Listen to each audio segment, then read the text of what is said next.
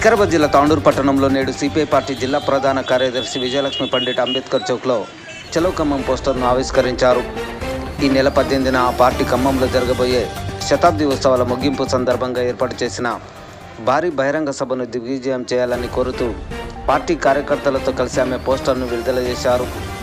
ఈ సందర్భంగా ఆమె మాట్లాడుతూ సిపిఐ పార్టీ 100 ఏళ్లు పూర్తి చేసుకున్న సందర్భంగా ఈ నెల 18న ఖమ్మంలో జరగబోయే శతాబ్ది ఉత్సవాలను ప్రజలు పెద్ద ఎత్తున పాల్గొని జయప్రదం చేయాలని కోరారు. దేశంలో పేదలకు సమన్యాయం, వారి హక్కుల కోసం సిపిఐ పార్టీ ప్రజల పక్షాన పోరాడుతూ 100 ఏళ్లు పూర్తి చేసుకుందని గుర్తు చేశారు. ప్రజల కోసం నిక్కర్సిగా కొట్లాడిన ఘనత ఒక్క సిపిఐ పార్టీకే దక్కిందని అన్నారు. ఎక్కడైతే అన్యాయం జరుగుతుందో అక్కడే మా పోరాటమని విజయలక్ష్మి పండిట్ తెలిపారు.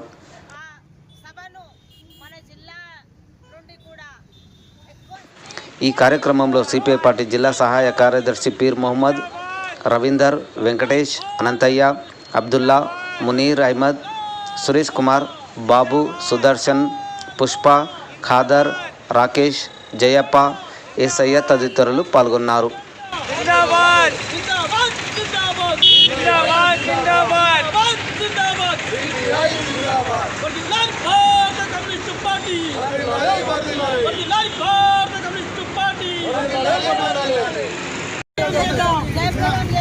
ఖమ్మంలో జరిగే బహిరంగ సభను జయప్రదం చేద్దాం. ఖమ్మంలో జరిగే 18న జరిగే బహిరంగ సభను సిపిఐ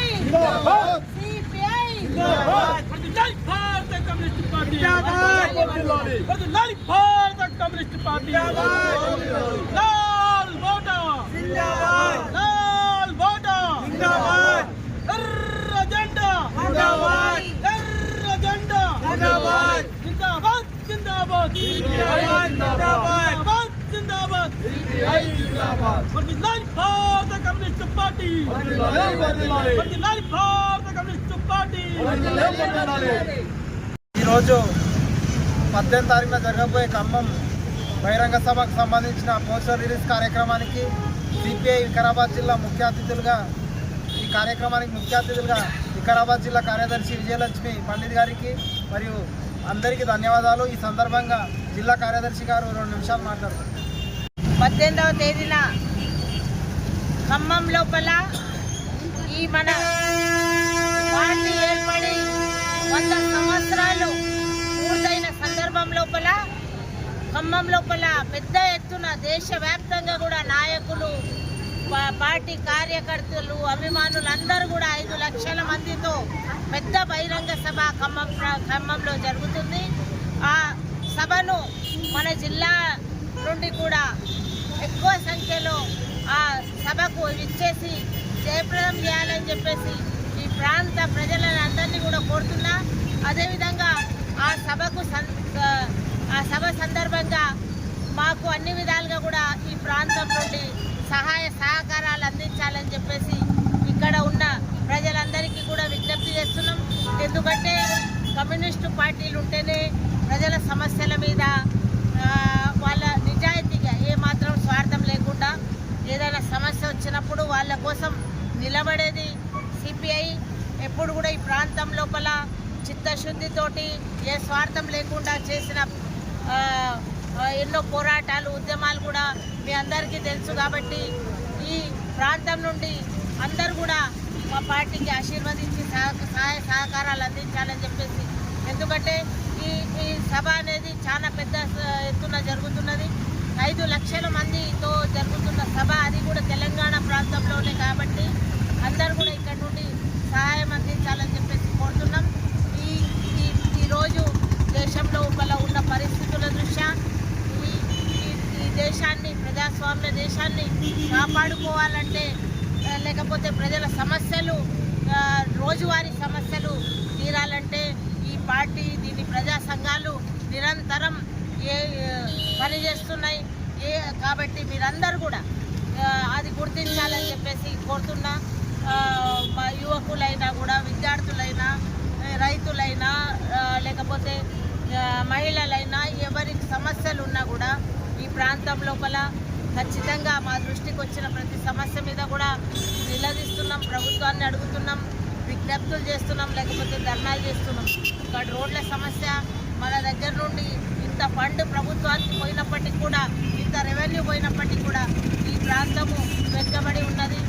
మొన్న అసెంబ్లీలో కూడా, అంతకుముందు అసెంబ్లీ లోపల మన మురుగు నీళ్లు వాగులో కలుస్తున్నదంటే మా పార్టీ ఎమ్మెల్యే గారు స్పీకర్ గారి దృష్టికి, సభ దృష్టికి తీసుకొని రావడం జరిగింది.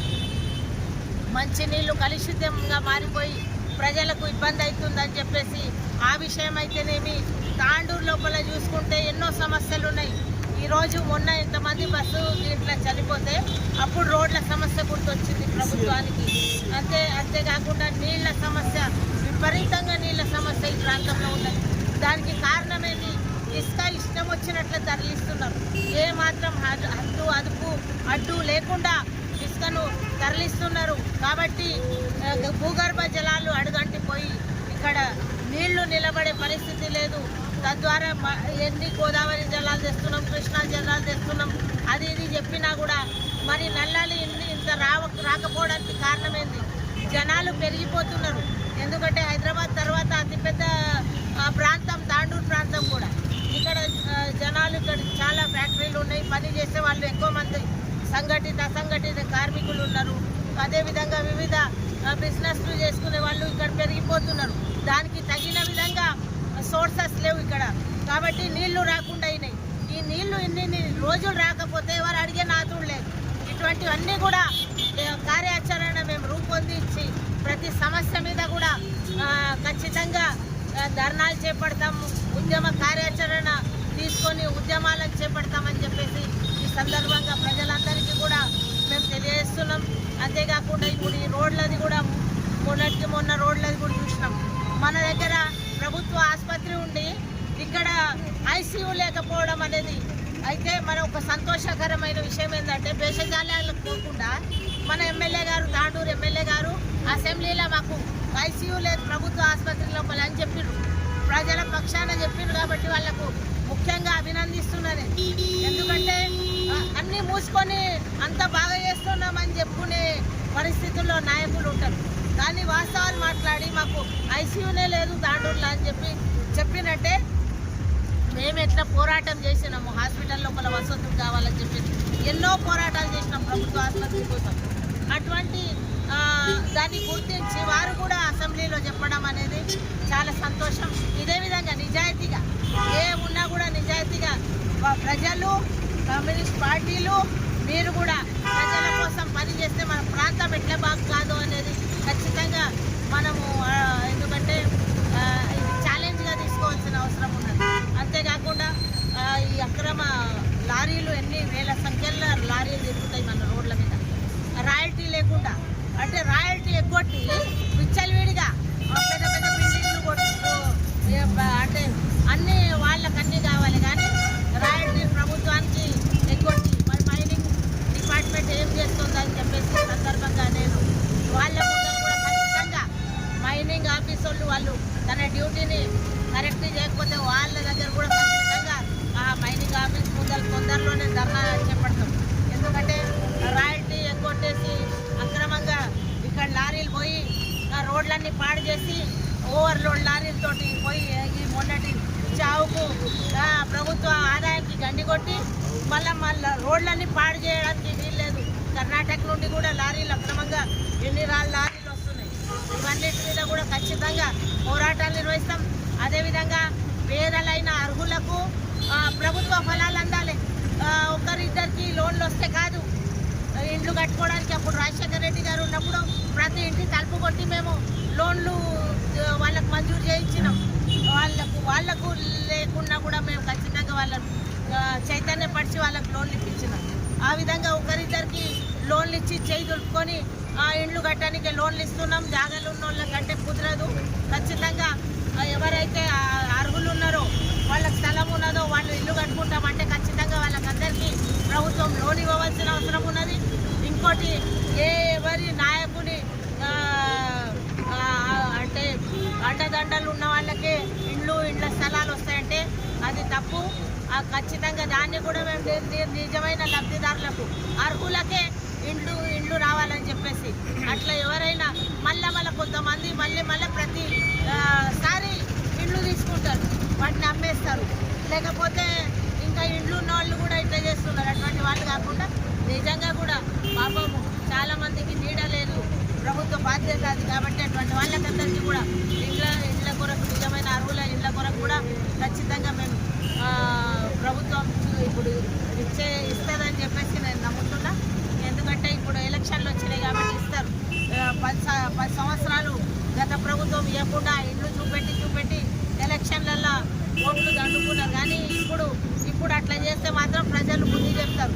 ఎందుకంటే ఎప్పటికప్పుడు విడతల వారీగానే ఇండ్లు ఇస్తేనే ప్రతి ఒక్కరికి ఇండ్లు అందే పరిస్థితి ఉంటుంది. కాబట్టి వాళ్ళకందరికీ కూడా మేము ఈ సందర్భంగా అర్హులైన వాళ్ళకందరికీ కూడా ఇండ్లు ఇవ్వాలని చెప్పేసి ఇయ్యని పక్షంలో వాళ్ళ పక్షాన నిలబడి ధర్నా కార్యక్రమాలు చేపడతామని చెప్పేసి తెలియజేస్తున్నా. అంతేకాకుండా ఇక్కడ కొంత ప్రభుత్వ స్థలాలను ఆక్రమించేసి కొంతమంది పేదలకు ఎస్సీలకు ఇబ్బంది పెట్టే పరిస్థితి ఉన్నది. అటువంటి వాళ్ళకు కూడా ఈ సందర్భంగా చెప్తున్న ఖబర్దార్. ఎందుకంటే అమాయకులను చూసి ఎస్సీలను ఇబ్బంది పెట్టే ప్రయత్నం చేస్తే కానీ మేము ఎంతకైనా కమ్యూనిస్ట్ పార్టీ మీద పోరాటం చేస్తామని చెప్పేసి వ్యక్తిగతంగా కూడా ఎవరున్నా కూడా వాళ్ళ మీద కూడా పోరాటం చేస్తామని. ఎందుకంటే ఎవరెవరి మీద దౌర్జన్యం చేయడానికి వీల్లేదు. ఇది అడవి రాజ్యం కాదు, ఇది ప్రజాస్వామ్యం ప్రభుత్వం కావాలని చెప్పేసి ప్రభుత్వాన్ని తెచ్చుకున్నది ఉన్నది. కాబట్టి ఖచ్చితంగా ఇక్కడ ఏ అన్యాయం జరిగినా కూడా ప్రజలు కూడా ఎవరికైనా ఇబ్బందుల్లో ఉన్నదంటే మాకు సంప్రదించాలని చెప్పేసి మీకు అందరికీ కూడా నేను పిలుపునిస్తున్నా. భయపడే అవసరం లేదు. ఎవరికి ఏమి ఇబ్బంది ఉన్నా కూడా ఏ అధికారులు చేసినా ఏ నాయకులు చేసినా కూడా ఖచ్చితంగా మాకు తెలియజేయాలని చెప్పేసి ఎవరికి భయపడకుండా వారి మీద ఖచ్చితంగా పోరాటం సిపిఐగా చేస్తామని చెప్పేసి తెలియజేస్తూ ఈ అవకాశం ఇచ్చిన మీకు అందరికీ